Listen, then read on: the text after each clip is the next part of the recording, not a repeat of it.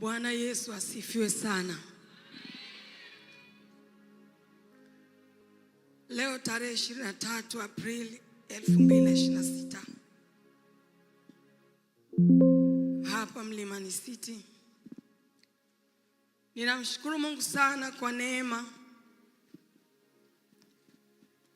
na uongozi wake katika maisha yangu.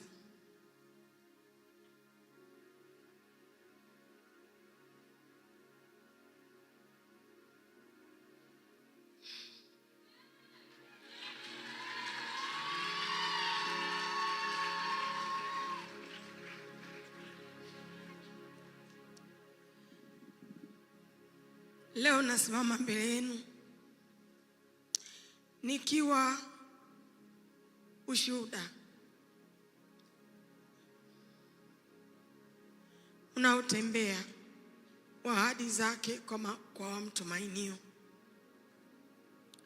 Sikuwahi kujua ni kwa ukubwa kiasi gani Mungu anawahudumia watu wake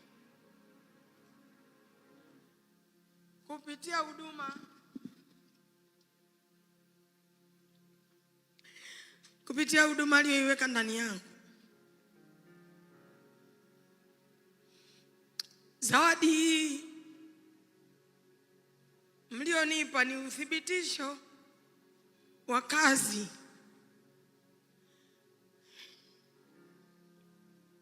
ambayo Mungu anaifanya ndani yenu.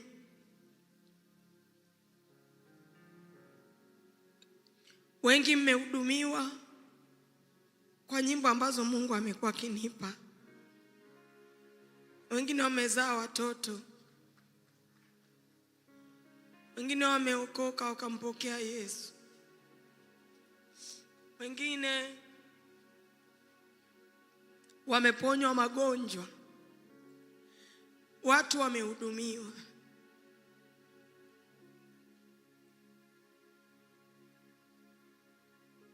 Nimejulishwa na waratibu wa shughuli hii kuwa michango imekusanywa kutoka ndani na nje ya nchi kwa Watanzania na wasio Watanzania.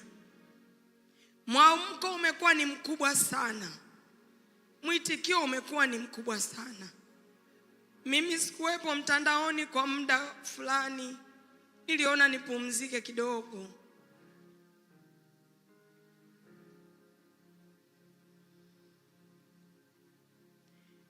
Maana niliona fedheha imenipata, aibu imenipata.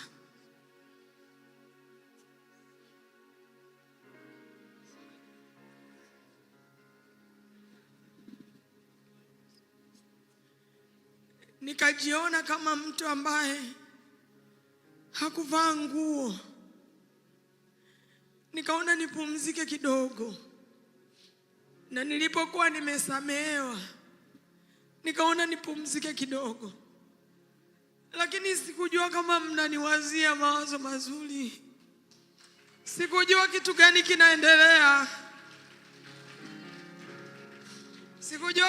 kinaendelea. Ndio nikapigiwa simu nikajulishwa kwamba watu wanakutafuta huku, wana kitu chema.